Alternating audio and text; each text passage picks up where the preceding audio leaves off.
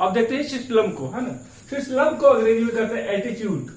देखते हैं कि शीर्ष लंब का परिभाषा क्या होता है। तो अंग्रेजी में इसका डेफिनेशन होता है an altitude of a triangle is the perpendicular segment from a vertex of a triangle to the opposite side. यानी शीर्ष लंब है भुजा के विपरीत सिर से उसी भुजा पर लंब की लंबाई को दर्शाता है। तो आइए फिगर के द्वारा देखते हैं शीर्ष लंब को। इस तरह से एक फिगर बना दिए ट्रायंगल का और नाम रख दिया ए बी और सी रख दिया। तो इसका डेफिनेशन क्या है कि वर्टेक्स से सामने वाली भुजा पर ये लाइनिंग जो लाइन होगा वो लंब होगा। तो इसी को हम लोग कहेंगे शीर्ष लंब या अंग्रेजी में कहते हैं एल्टीट्यूड कहते हैं इसको। अगर इस वर्टेक्स से ले तो इस भुजा पर ये बनेगा लंब करेगा और इस वर्टेक्स से ले तो इस भुजा पे ये लंब होगी। अगर इसका नाम दे डी ई और एफ कर दे तो एडी जो होगा लंब हो जाएगा बीसी पे। ये जो एडी लंब हो जाएगा बीसी पे। और इसकी बात करें बी की बात करें तो बी जो लंब हो जाएगा एसी पे हो जाएगा। और बात करें सीएफ का तो सीएफ जो लंब हो जाएगा एबी भुजा पे हो जाएगा। अब जहां पर ये तीनों शीर्ष लंब एक साथ मिलते हैं उसको हम लंब केंद्र कहते हैं। इसको कहते हैं लंब केंद्र। लंब केंद्र इसको ओ से डिनोट करते हैं। यानी इस लंब केंद्र को हम ओ से डिनोट करते हैं और इसको अंग्रेजी में हम लोग करते हैं ऑर्थो सेंटर। यानी लंब केंद्र या ऑर्थो सेंटर। और इस जो शीर्षलंब है इसे कोई सर्किल का निर्माण नहीं होता। यानी जो शीर्षलंब जो मिलता है ना इसे अंतर्वृत्त या बाह्यवृत्त किसी तरह का सर्किल का निर्माण नहीं होता है।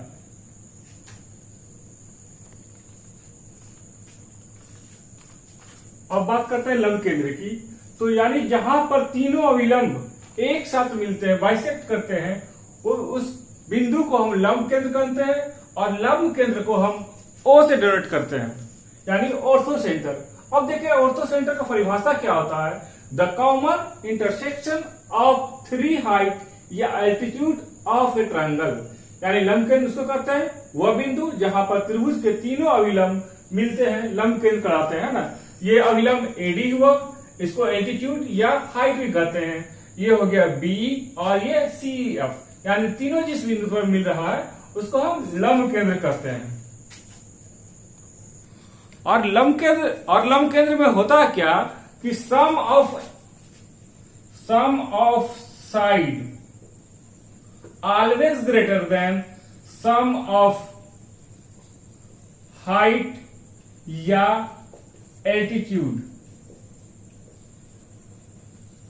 इसमें क्या होता है कि इसकी जो भुजा की जो योग होता है वह जो लंब या हाइट के योग से हमेशा बड़ा होता है।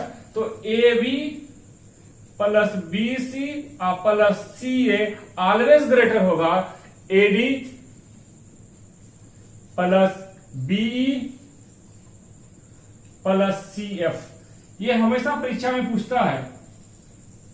तो हम लिखेंगे क्या कि यानी जो लंब केंद्र में क्या होगा यानी भुजा का योग जो हमेशा होगा हाइट या एल्टीट्यूड के बड़ा होगा।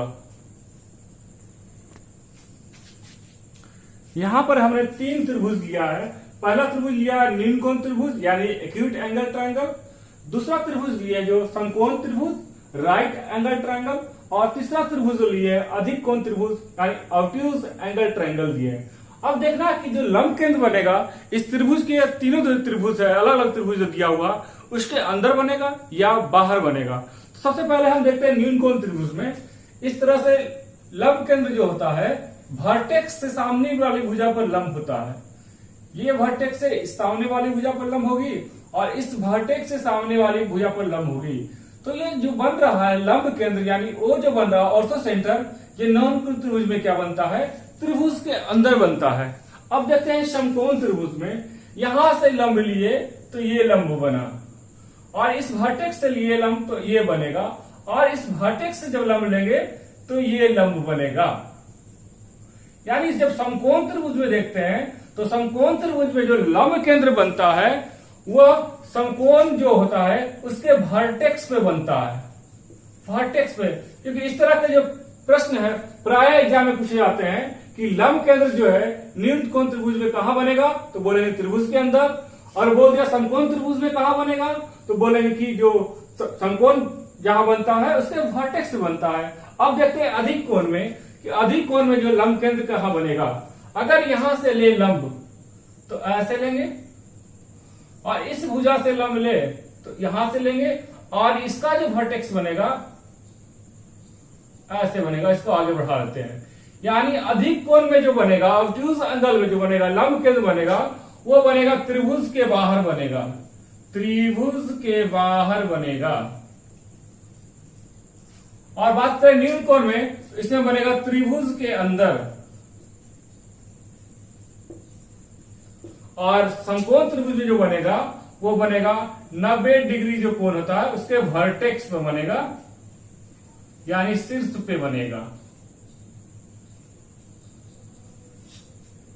ये 40 चीजें। अब तो उम्मीद करते हैं कि ये जो चीजें बताए लंब केंद्र के बारे में आपको क्लियर हो गया होगा।